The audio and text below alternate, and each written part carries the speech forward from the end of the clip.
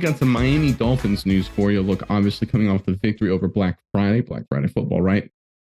Losing Jalen Phillips for the season, that's a tough one, of course.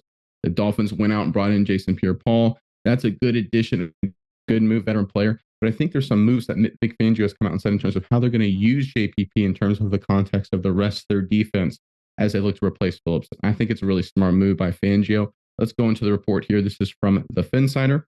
With 6 games left in the regular season, General Manager Chris Greer signed linebacker Jason Pierre-Paul off the New Orleans Saints practice squad for some additional depth.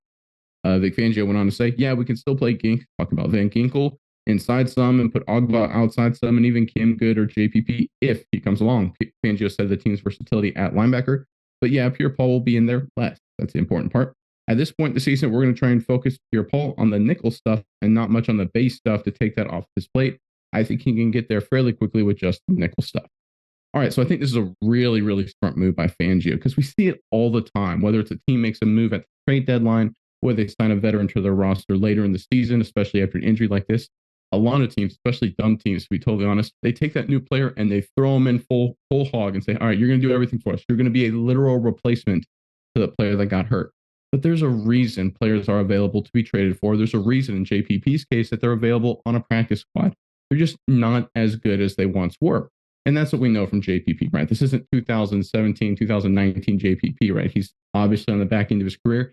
Doesn't mean he still can't contribute in meaningful ways. But I think it's smart by Fangio to say, okay, we're going to have him focus on just certain personnel packages like nickel, like he alluded to. Focus on that, be good at that, and we're going to adjust, whether it's guys like Ogba, whether it's Van Ginkel, whether it's Kim Good, to replace Jalen Phillips in an aggregate way. Everyone's going to have to chip in. It's going to be a by committee approach to do what they can to replace Jalen Phillips. And I think that's really smart. I'm not a huge believer, believe it or not, this whole next man up thing. One star player goes down, like, all right, well, we got to bring in on the next guy and he's going to have to do everything he did. I don't like that, right? If you have a great player like Phillips has been this season, use a by committee approach to replace everything he's done in aggregate. That's what it looks like the Dolphins are doing. I think that's a really smart move. Miles, I'm curious what your thoughts are on this, but Dolphins fans, look, you got an interesting matchup against the Washington Commanders this weekend. The Commanders are feisty. They got a good quarterback. Sam Howell's kind of a scrambling maniac, puts up a lot of yards, a lot of points. Give us your prediction, final score, Dolphins versus Commanders, in the comment section below. But Miles, what do you think of Fangio's decision here with JPP and just how they're going to adjust their defense the rest of the way? Yeah, Nick, I think there's 3, maybe 4 points I want to go over that I really like about this signing of JPP to the Dolphins. The first one being the most important. We alluded to it, you alluded to it. Later in his career, he's getting older. He is in the twilight years of his career, but he's still a decent player. But what's something that could help somebody that is getting on in their career to be a little bit more comfortable, play a little bit better? Taking them back home, getting them where they started, probably where they want to retire, and that's the state of Florida. JPP from Deerfield Beach High School in Florida, played his last year of college at USF. This is a guy who's in and out of Florida. He's been there his whole life. He made a stop in Tampa Bay. Now he is back in Miami.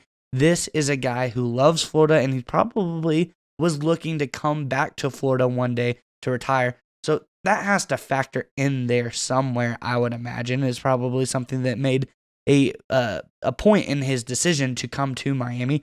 2, they got him on the best deal you could possibly get, 1-year vet minimum deal. So, I mean, you got him for a great price. I mean, that has to account for something. But finally, the last thing is, I think it's great that they're limiting him, like you said, because he's coming in. There's schematic differences to Miami versus where he was at in New Orleans. He's got to shake that rust off. I think he's only played 1 game this season so far. He played limited snaps last year with the Ravens, and he was okay then as well. But I think it's good to limit him, have him in certain packages, let him wrap his head around just certain concepts, and slowly ramp him up. But I think he's going to be a solid player. But I do think in this first game back, Nick, could be pretty interesting. A former New York Giant going up against the Washington Commanders, bitter rivals. Maybe some of that passion comes back out, gets a little extra sack in there. I like the whole plan for Miami as how they're going to spell in the loss of Phillips, because he was a great player. He was doing really well early on in this season. Going to be hard to replace him, but if you use, like you said, 2-3 guys to rotate in certain situations and replace the production from Phillips, I think that is going to be the key for the Dolphins staying successful. Yeah, because it just makes sense, right? Instead of trying to say, okay, whoever's going to replace Jalen Phillips next man up, we're going to throw one guy in there who, look, if he was as good as Jalen Phillips, right, he'd already be playing as much as Jalen Phillips, and saying, you have to replace Jalen Phillips' production 100%. How about you just split it over 3, 4 guys, right? It's like, okay, you replace 20%, you replace 30%, you replace 20%, and you replace 30%. And you all just step up your game a little bit. We had JPP as needed to fill in the gap, right? That makes a lot more sense. And that's just sound coaching and sound decision making, right? At this point in the season, you don't want to change everything you do whole hog defensively, even if it's personnel, because that just throws everything for a loop. You're late in the year, right? Who you are schematically, like you alluded to, Miles, is kind of already set in stone. There's really not a whole lot you're going to change except for minor game plan things week to week, right? You just are who you are at this point in the season. If you just say, hey, we're just going to completely replace Jalen Phillips with one guy, right? That's just such a whole new, especially if it's a new guy like JPP, that's just a whole new change in how the defense has to play together and work together. But instead, if you move a few familiar guys around a little bit, have them play a few more reps and bring in one new guy to play maybe 10, 15 snaps a game, that's a more minor incremental change that the players can get adjusted to. Again, this is smart decision making by Fangio, and I give him a lot of credit, and I give Chris Greer and the Dolphins and Mike McDaniel too. Obviously, the head coach, he gets credit because we see a lot of dumb teams kind of screw this up.